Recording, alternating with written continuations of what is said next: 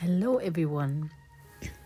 Yeah, today I have a talk from Eckhart that is really his, let's say, it's essential message that he is having for all of us. It's really the main baseline of all his talks. And that is about who we are, what we are, what we consist of. Those two, how does he say? There are two, let's say pieces. It's two pieces or two beings. Let's say two beings that make us who we are. The physical and the non-physical. And even thoughts are part of the physical, as they are produced in the brain, in the mind, in the brain. So yeah, listen to this talk if you want to understand, and this is the first thing we all have to do. Understand this consistence of those two parts in us and how they work together, and how, because this explains how we produce our reality, our experience, how we judge things, how we feel about things. To understand that makes you easier changing things, changing patterns, changing patterns you don't like, or that limit you in being more joyful, actually, finally. So enjoy listening, and I will add a few ideas of getting into that second essence that we are, that consciousness. So be curious what else comes next after Eckhart's talk. And of course, through Eckhart's talk, be very aware as well. It's very deep and very much information to really understand all of it. Take, as always, a cup of tea, a blanket, make yourself comfortable, and enjoy listening. You can either drift off into thinking, or you can be really here, which is to be present with your attention fully in the here and now, without the need to think about the here and now in conceptual terms, let alone the need to think about your past or your future as you sit here.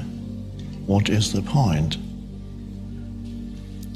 So you can find out, have a look inside yourself and see whether you're drifting into thought, which is usually to do with past and future,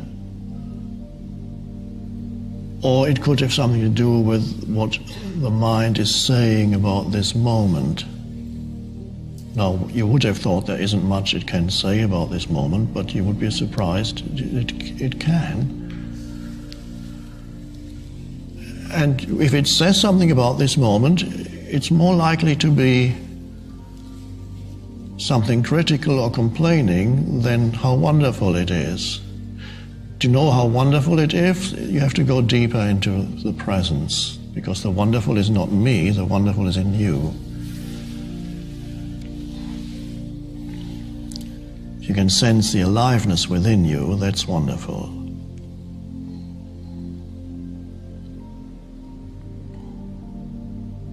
So you have a choice at any moment, and this moment, to be carried, to let yourself be carried away by mind activity, thoughts, or be alert and present. This is we're touching already here the secret of life. I'll give it to you now in case you have to hurry off soon.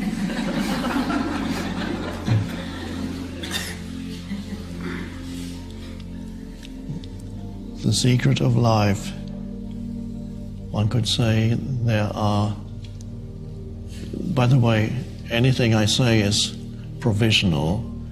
It's not about the ultimate philosophical explanations of the universe, but about an inner transformation of consciousness. So the words are pointing to this, the shift in consciousness. And as pointers, they can be helpful, but as ultimate explanations of the universe, they are mistakes. So knowing that, I can carry on. There are two dimensions to you, to who you are. One you're very familiar with, that's called the person, me, you as the personal entity with a past and a future, your personal history and so on, including the physical body. So there's the physical body and there's the psychological entity, the me, with a name and a past and its problems and so on. Its life situation. Usually that is the limit to what people's perception of themselves, that is the limit to what they see, that's who I am. Not realizing that there is also a deeper dimension in them, which we could call, again it's provision, it's a pointer, the light of consciousness. So at any moment you are both the person, but you are also the light of consciousness that has nothing to do with you, the person, or your personal history. And when the light of consciousness predominates at any moment over the personal sense of self, I call that, or we call that, being present. There is a presence which you cannot touch or see. You cannot make it into an object of consciousness that says, there's the presence that I am. There it is. No, you can't do that, because the presence is the eternal subject. It cannot become an object to your consciousness, but you can. This is why you have a relationship with yourself. The person, the personal sense of self, you become an object to yourself, to consciousness. So you love yourself, you hate yourself, you have doubts about yourself, and you have lots of stories about yourself. So you've become an object to yourself, and that's the egoic self, the personalized sense of self. We can't escape that completely, but to know only that, to know yourself as only that, is a dreadful limitation. then you are just that very limited person. So in any situation, if you can sense the presence that is deeper than the person in you, and right, the situation is now, this moment, it's always now. You can't do this later. It's now. So how does that look in daily life? When you are interacting, when you are in situations, dealing with other people, having to do this or that. Let's take a simple situation. You're meeting someone in the elevator and you're exchanging a few words. Of course, there's one person, that's you, meeting another person there. You may know that person, lives in your building or works in the office, or you may not know that person. Perhaps you exchange a few words about the weather or whatever. Perhaps the mind has some judgments about that person, perhaps. Are you there exclusively as that person, or at that, during that seemingly insignificant encounter, can you also sense the presence that you are beyond anything that you say, or can you sense the presence, your own presence, so to speak, as the light of consciousness, as you're looking at that other human being? You say a few words, but can you be that as well as still operate as the person? You can't let go completely of that. You continue to have a physical body and a certain psychological makeup. But in any situation, and especially this one here, this is a kind of trial, an easy, protected setting where we can practice being both the person, of course you are, but at the same time, and here perhaps more strongly, feeling, sensing that you are consciousness, not as an object, but as the subject, the I. Feeling the deeper, sensing the deeper I as consciousness itself.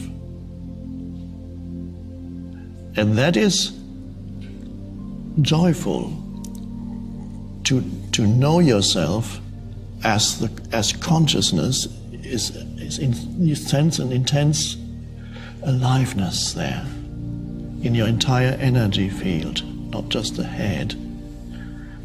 Sensing of an aliveness in the entire energy field. And in there you don't need to think unless there's something to think about. And a lot of the time, for example now, there isn't really anything to think about. You can just join this, what looks like a person, and everybody else here who look like a person, join us, join me in that simple sense of alive presence. And if the person that you are is not totally obliterated, but temporarily, one could say, it recedes into the background. It's almost as if for a while you are not a person, because there's nothing at this moment that you need to remember about your past or your problems, because your problems have no reality at this moment. Only when thought starts, your problems, because everybody has them, then you remember your problems. But in the simplicity and actuality of this moment, you have no problem. And that's an amazing thing to realize that right now there is no problem here. Even if you had a toothache,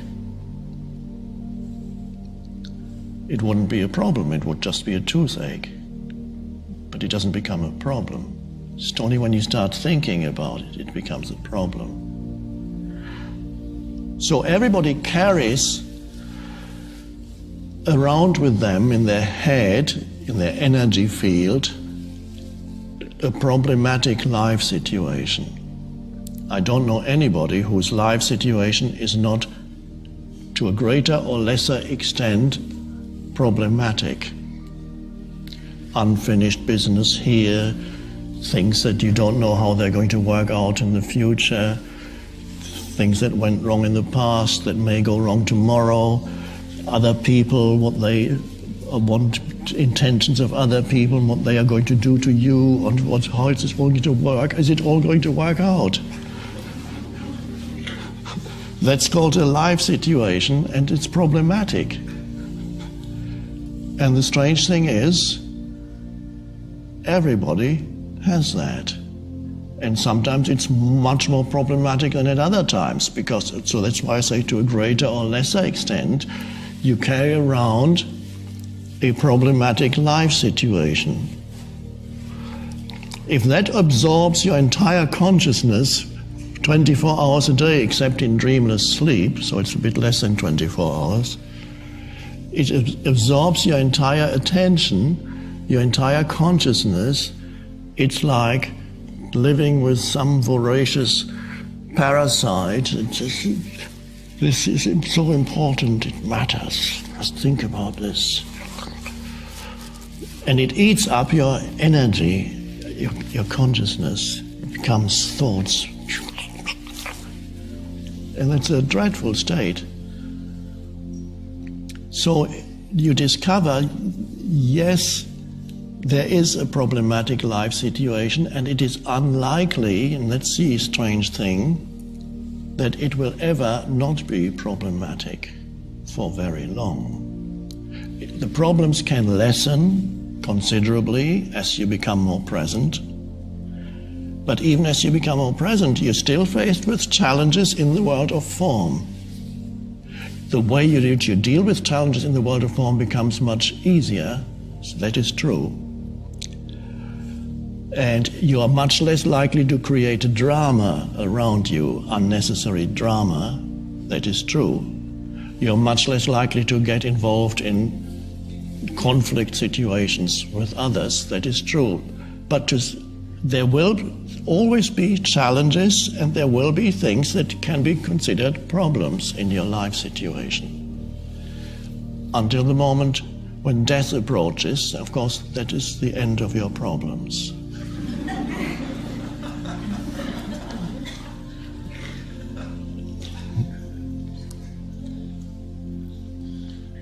So it's important to realize that the challenges will be there in daily life. You will continue to have a life situation, and you may not ever feel that now everything is absolutely sorted out in my life.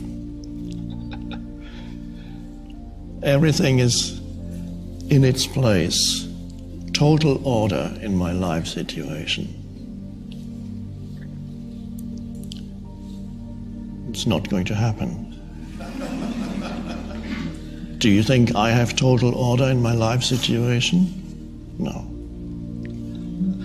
There are things that should be dealt with, haven't been dealt with. Disorder at home that hasn't been cleaned, that still needs to. There's a pile of papers there that hasn't been sorted out. Here I've got mailbags, haven't looked at them, they've been unopened for 4 weeks, and new mailbags are arriving. And that's only a small example.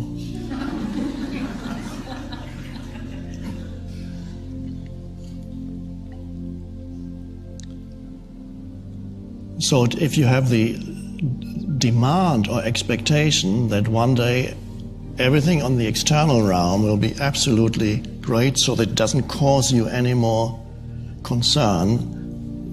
It's not going to happen. If it did happen, your life would become quite lifeless.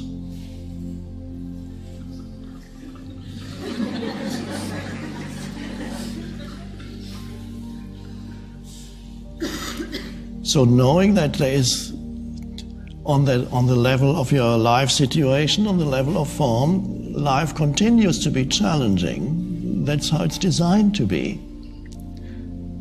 And through life being challenging, actually, a deepening happens inside you. You awake. The awakening intensifies or deepens or accelerates. Now, what does that mean, the awakening? The awakening out of complete identification with the forms of your life, especially thought forms, so that you realize, beyond all the things in my life situation, there is another dimension, and you don't know that conceptually, but you know it directly.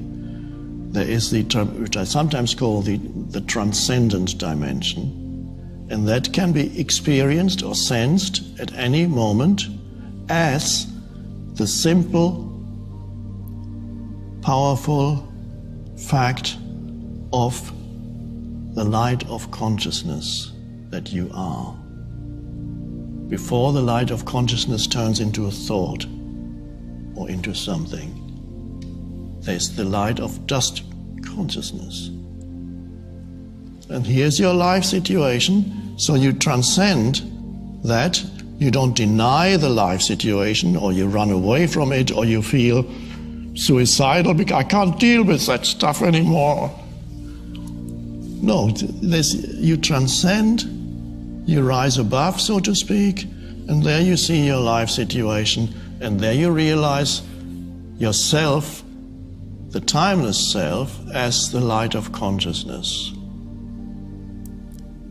that is not touched by your life situation. It's not touched by time. It's just that. And then, at first it seems you can either be present or you can be lost in your stuff. That's how it at first seems. People, okay, I can do it. If nobody disturbs me, I can be present. Shh, nobody say anything. And if nobody moves the furniture around me, things have to be, because I'm familiar with the furniture here and this there, nothing must change. Okay, now I can be present. And that may be a true experience, but it's not deep enough to sustain itself when somebody moves the furniture a few inches. Why did you do that? This shouldn't be here. It has never been here before. There was that book a few years ago, it became a bestseller, a tiny book, Who Moved My Cheese? It's about learning to accept change because it's all around you continuously. So at first it seems, okay, and then you're thinking of, I have to move to an ashram, only there I can do it.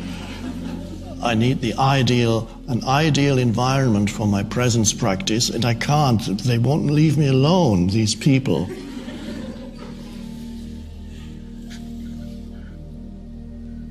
But if you did move to an ashram, you would be surprised to find that it is also, in most cases, a microcosm of the world outside. Because many people in the ashram tried the same as you. They try to get away from things, not realizing they carry the world inside their heads with them.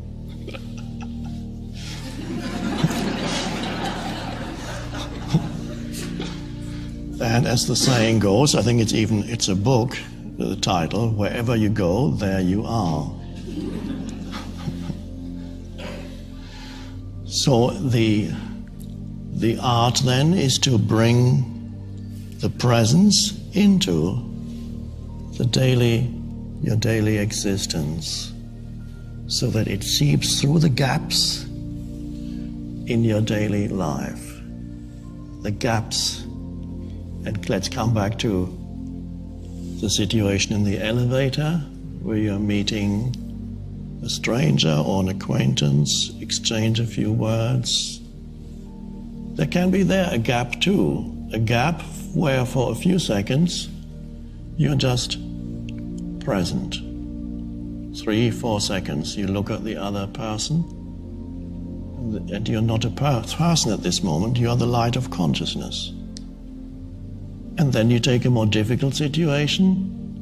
You're on your way to see the lawyer about some complex business thing, or some court case, or divorce proceedings. That tends to occupy your mind, because and then when you go into the lawyer, you can see how totally trapped in their life situation their pragmatic people are. Must be a terrible thing for a lawyer, because they always meet people in their most unconscious state. Realtors too, or they meet people in their most unconscious state, because the moment of dealings with the buying and selling a house or a place, they go totally, what's going on? Accusing and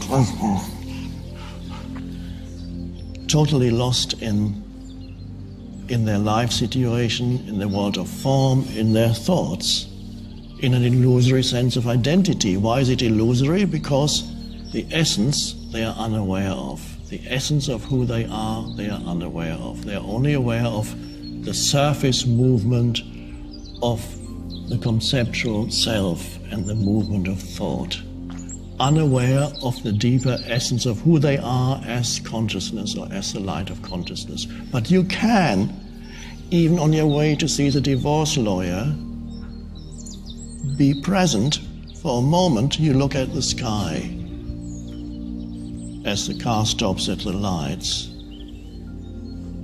and in that moment you can sense the presence through which the sky is being perceived.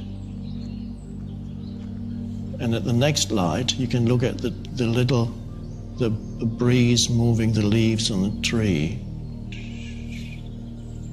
and again you can sense the presence behind the person.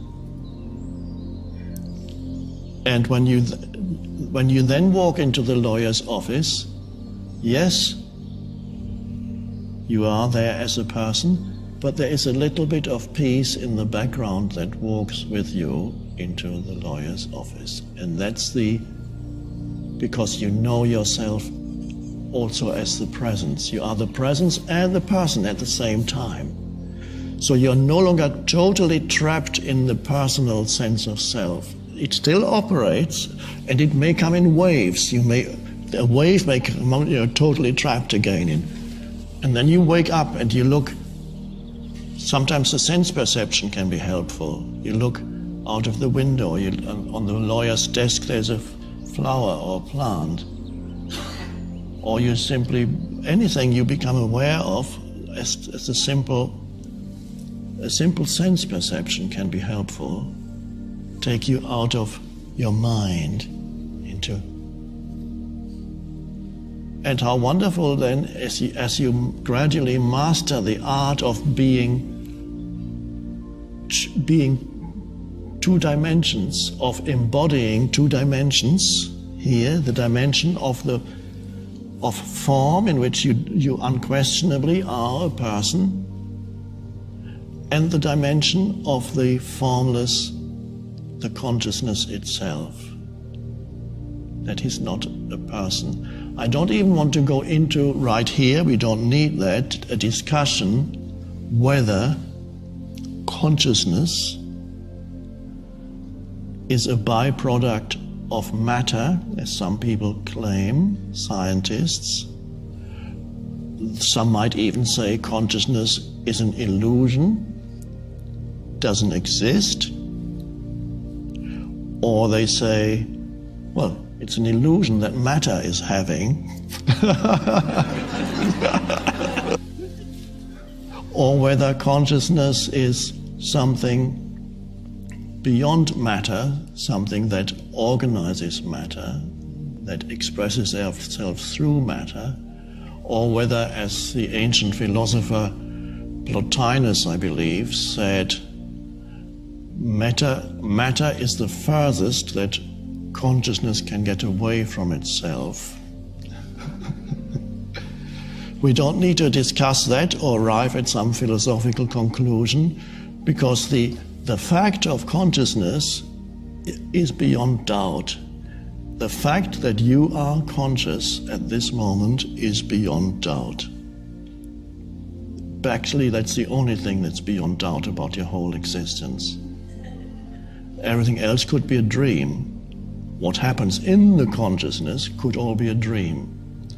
And in a way it is dream-like, because it doesn't last, it evaporates quickly, like a dream.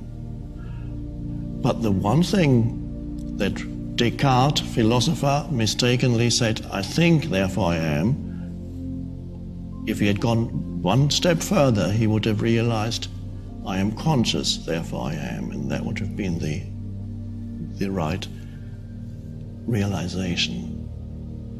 So the fact that you are conscious at this moment is beyond doubt. Maybe the rest is a dream, but there's a light in which the dream appears, if it is a dream, and you are that.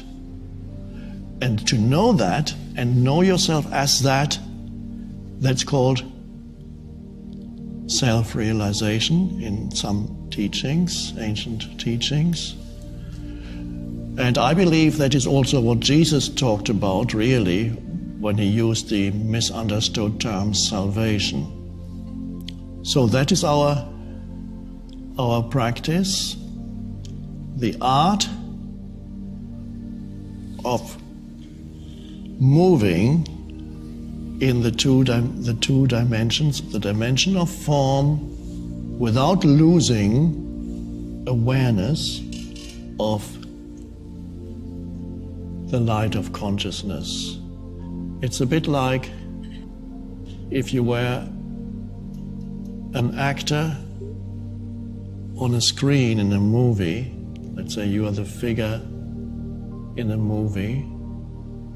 Let's say you're Hamlet. Let's say they've made movies out of the play Hamlet.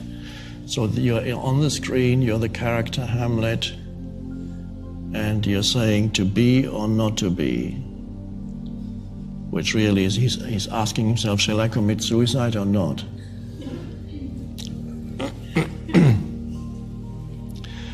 If at this moment this figure on the screen could realize his essential identity as the light of the projector,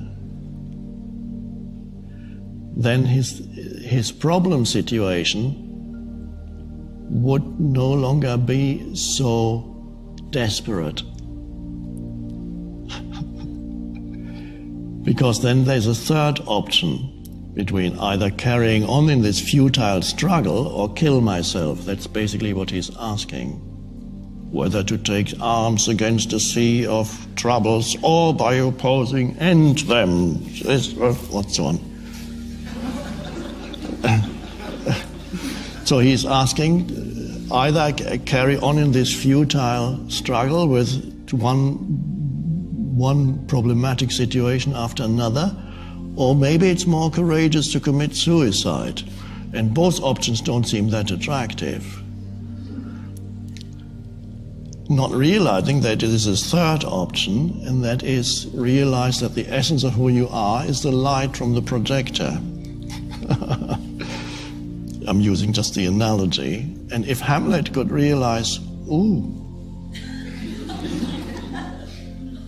I'm the light, then there's no longer that despair in his life situation. He can look at it and say, I could kill myself, but there's not really any point.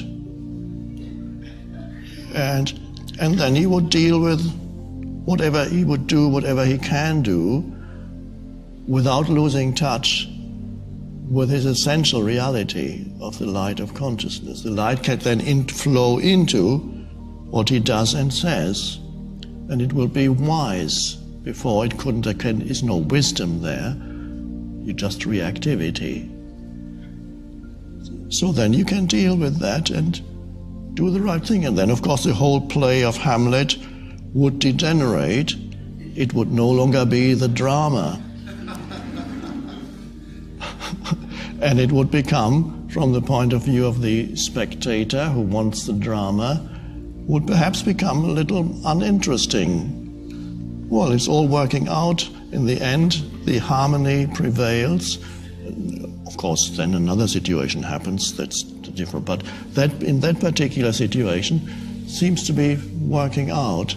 Then wait for the next challenge. So it's not the end of challenges, but so there's I'm using that analogy, but it's helpful. You are that character, and you can become aware of your essential reality, and that is salvation. Saves you from being immersed in a sea of troubles continuously. Total frustration with life. And then you can welcome the challenges of life as they come. Because through that, the presence deepens. Occasionally it may happen that some new challenge comes in and you lose presence for a while. And then you wake up again. What was all that? 2 days of drama. 2 days of just reactivity and complaining and accusing and calling others this and that, and sleepless nights, and then Hamlet is waking up again. Oh, it's not so bad after all, is it? So that is our practice. The wonderful thing is we realize that the world is not here to make you happy. Because as long as you think it's here to make you happy, you're trapped in an illusory reality. But if anything, the world is here to make you conscious. It does that by giving you challenges. Now try this one. And if you master this one, now you talk about this one. The shift that then happens is you're no longer a suffering entity. Challenges, yes, but the challenges no longer produce suffering. Not because you detach yourself, no, because you are in touch with that, there is that dimension in you that's not touched by any of that stuff. And there's an intelligence that comes through from there that changes even the way in which you deal with the stuff that comes at you. That's the secret of life. So this means you still have to do it. So I can't give you the secret of life. It's like giving you a key and say, this key will free you from suffering. Well, you still have to use the key. And really, that's then the purpose of your life is that. It's a practice to the point where you can actually welcome a challenge when it comes.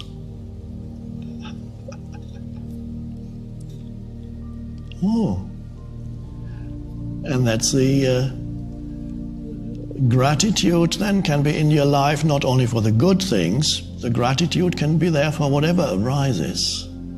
Loving what is. Loving what is. Whatever arises. As Meister Eckhart said, not me, Meister Eckhart,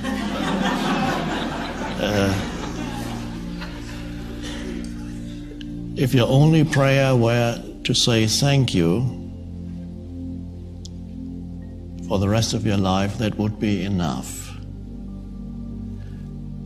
You don't need any other prayer. If that were your only prayer, thank you, that's enough.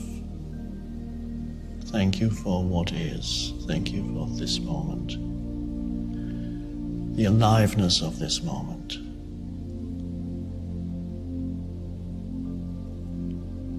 It's wonderful to see the gradual liberation from being trapped inside your personality or the person. So the personality still operates, but you are not trapped in it anymore. The heaviness of the personality goes. I always feel a bit sorry when I see people who carry this very heavy burden of their person, the personal self. What a terrible burden just to be.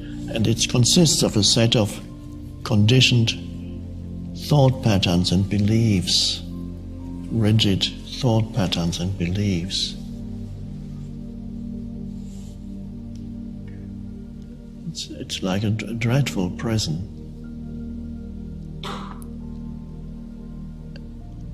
And then, as you begin to awaken, there's a freedom from that. You still have certain personal characteristics that operate, but there's a transcendent consciousness that shines through it. Thank you very much, Eckhart, for this long talk to really get us understanding the essence of who we are, what we are, and what we are doing, how we are producing all these bad feelings, especially. As of course, we want to change that. We want to become more joyful in our life. And how can we do that? By first understanding how we produce. If you find the source of something, you find the solution as well. So Eckhart pointed really well out that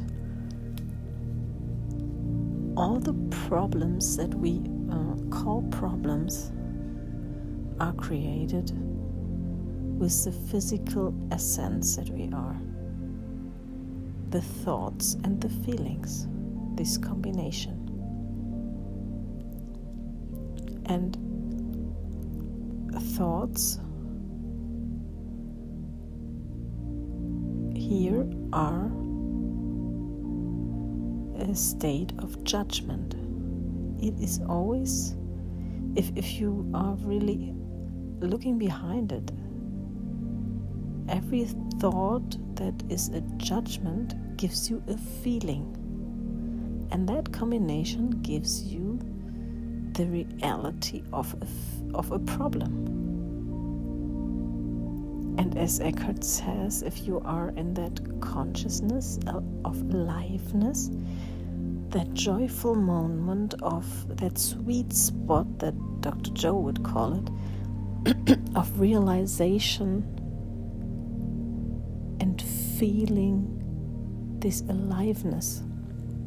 Yeah, the combination again, it's a feeling and a realization. A thought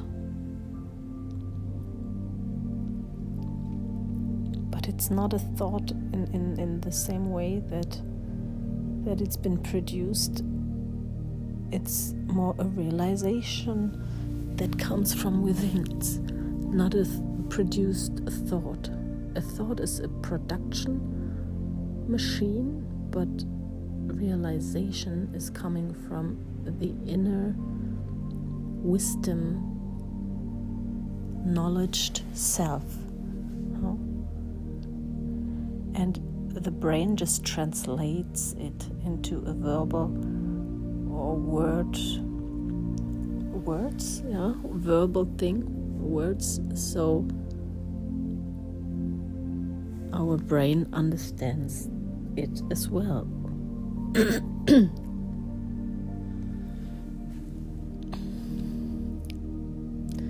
So, and this is what I really point out in this whole talk, is that every time, and I want to remind you again of this, and this is the most important thing here for me, besides the fact that there are two essences that we consist of, is that if something happens, if some challenge comes or something occurs, something happens, some happening goes on, that really think that through. If something happens, in that moment where it happens, really go into it. Try to follow my words. Imagine something happens. You get news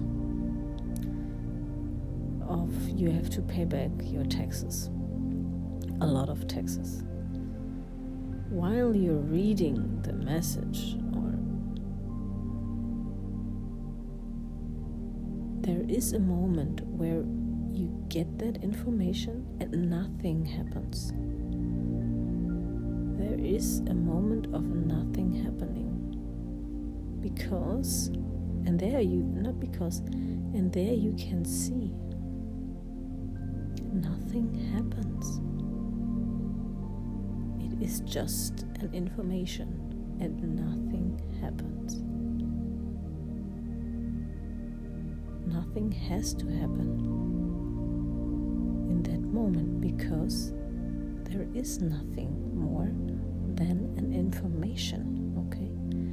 And even also, let's take the example that the more challenging one. Your partner tells you, or you find out, there is something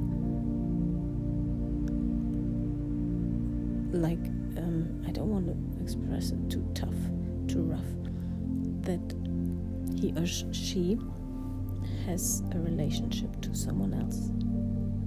In the moment you hear or you see it, or there is a moment of, okay, information,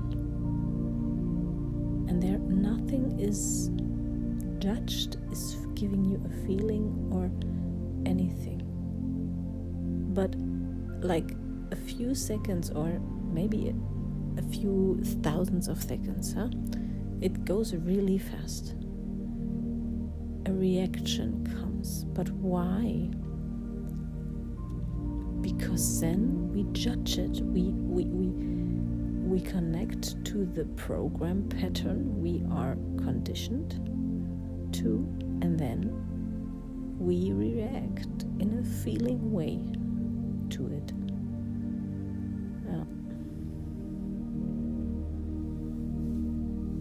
I just want to point that out, that you understand what is happening in your system. This is all important to help yourself become more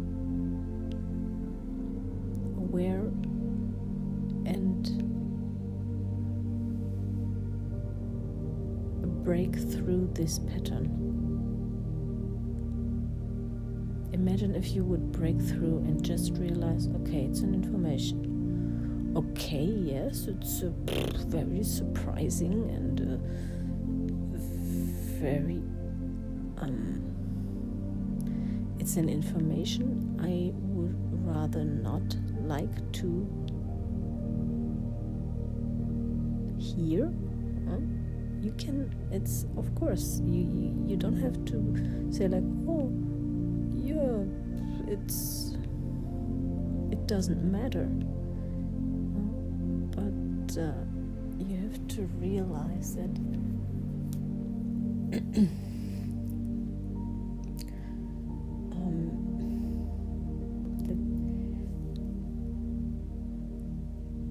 the hurting or the hurting you feel, if there occurs a very strong feeling of hurt, to be hurt,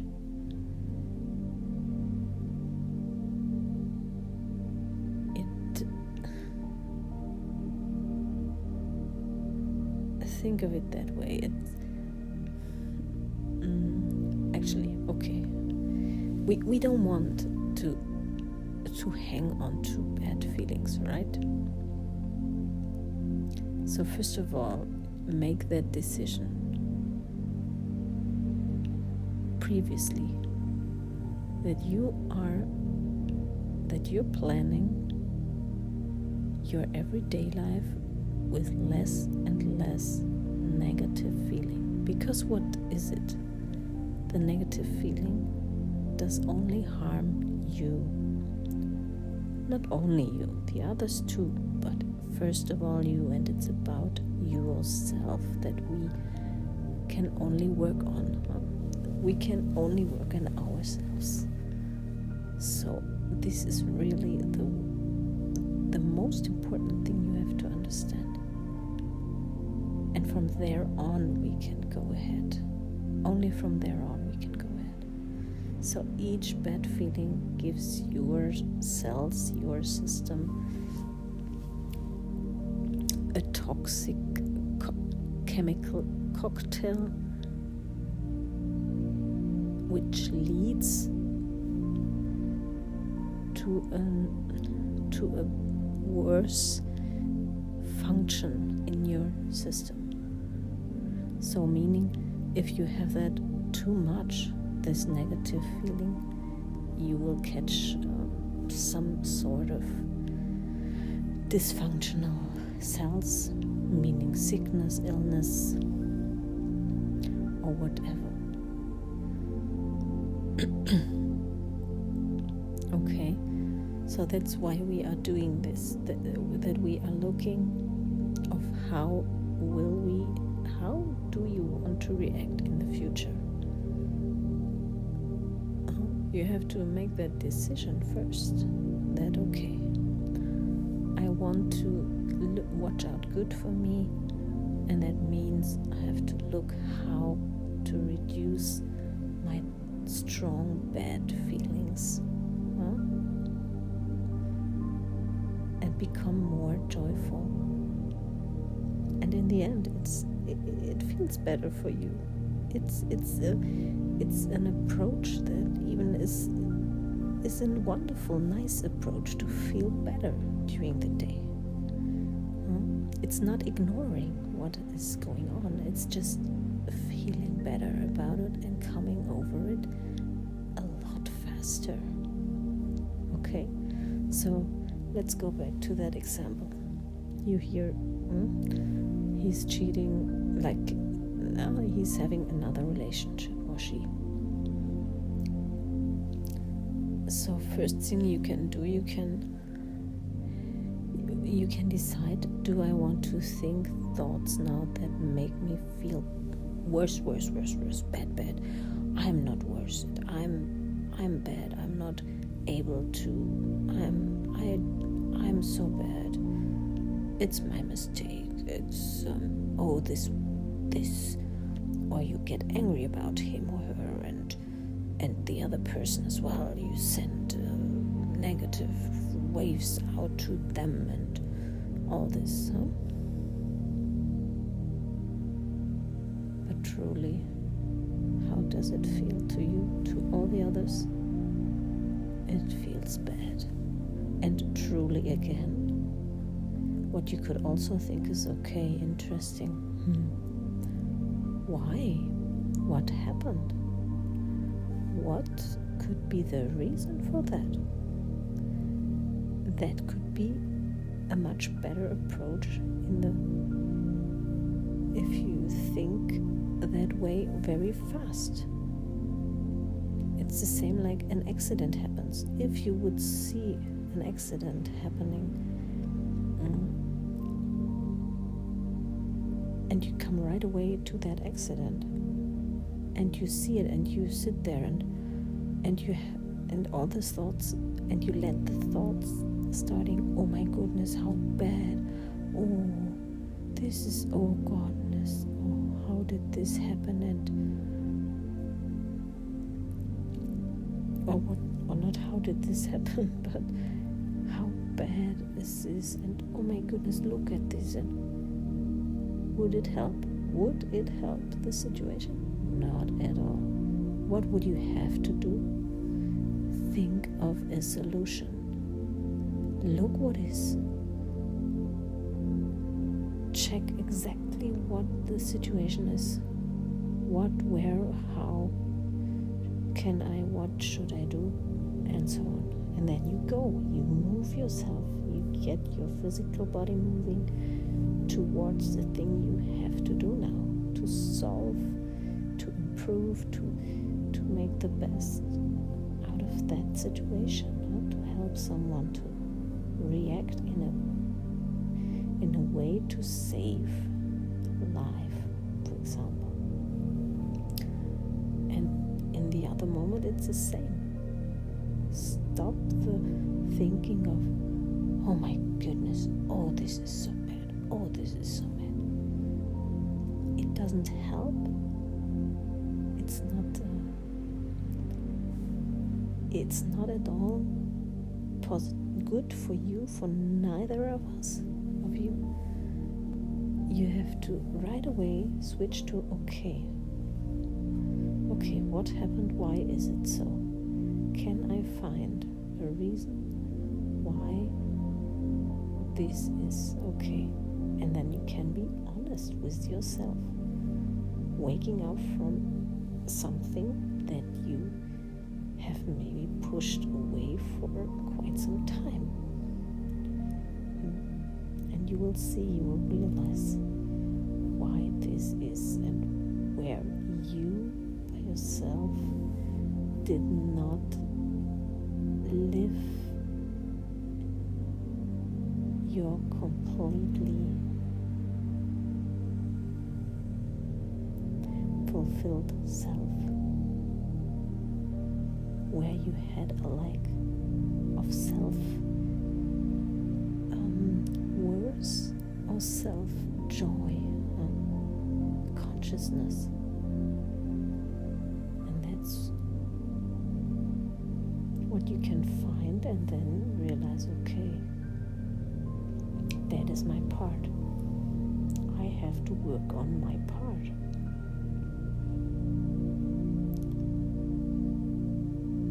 And then you can come to action.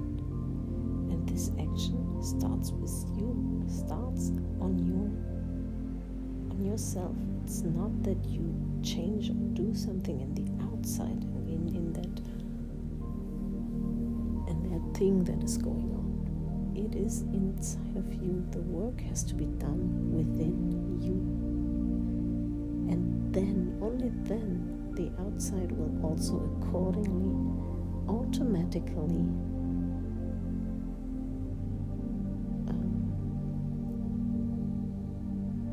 rebuild a new situation. Either a breakup, either a breakup of those two and one coming back, and joy can start because you have started to be joyful, to be fulfilled, to go your way. Either that happens or the other thing happens. But then it's okay, you will learn that it doesn't destroy yourself or destroy your world. It's just a path of life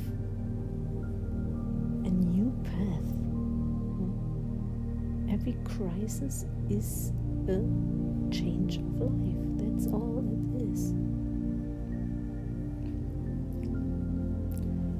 Yeah, just as examples, I'm telling you.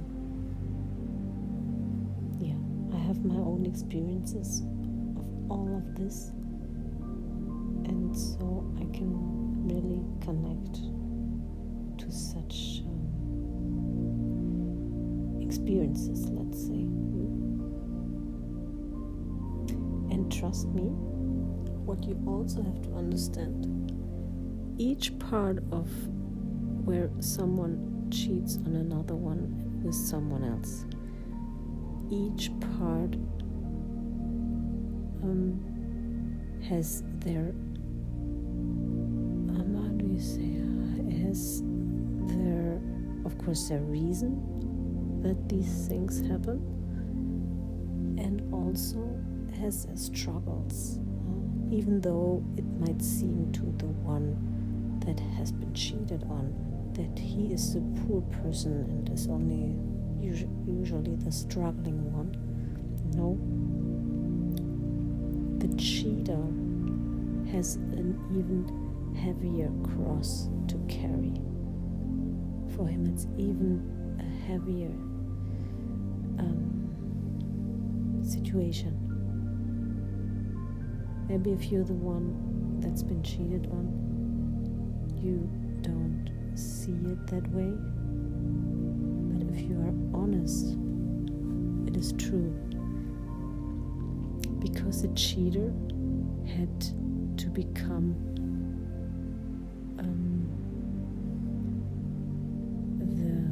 the victim. And you are only the passive,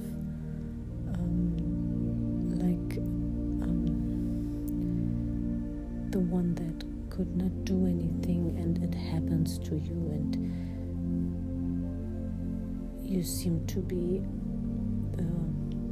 the powerless person in that moment because of the other one having acted out. But the actor is the one who's having the most struggle, the most pain, because he was the one acting it out, what had to be acted out, And do you see also, he is acting out what had to be acted out.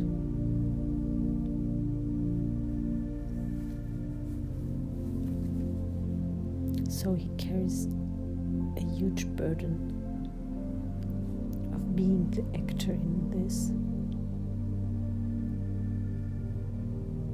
of carrying that cross.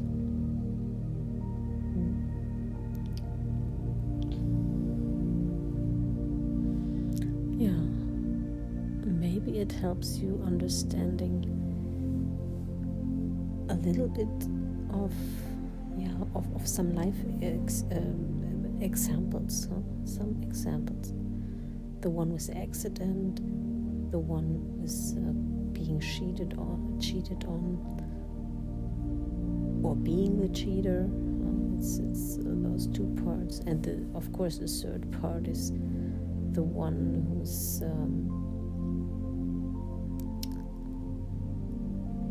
just in a way playing the role of the third person that was needed to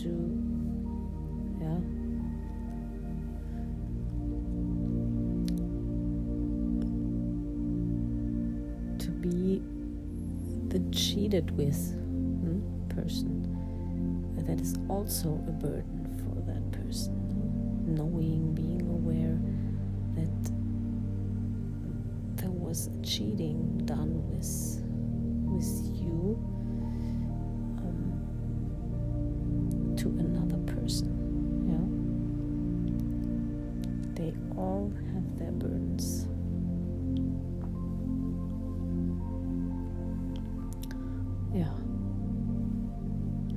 So it's just to understand that all the parties included in such a situation, in such a moment,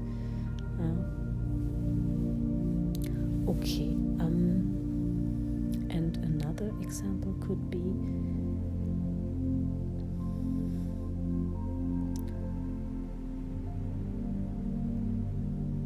your financial situation, for example. You get an information of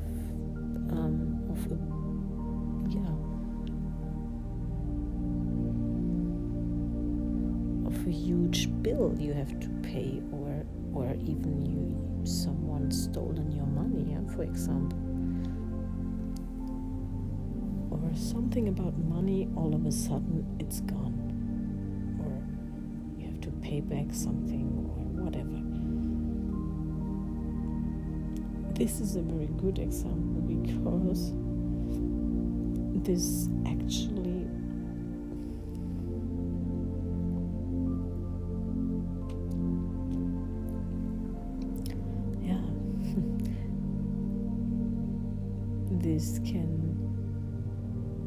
such experiences bring you back into presence, into the present moment, into gratefulness.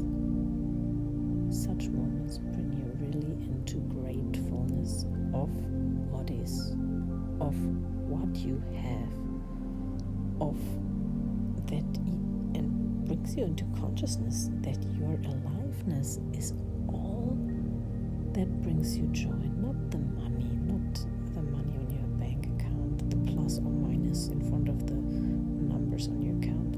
No, the aliveness. And such moments bring you to that gratitude for your aliveness, and this feeling bring you into that consciousness, into that essence. That's what's there for. And if this happens to you, you know you have not been very grateful in the last times about your aliveness. So it helps you to understand that and see that and think and become alive, aware of all this, of this missing gratitude that you could not feel for quite some time, maybe. And I know that also from experience.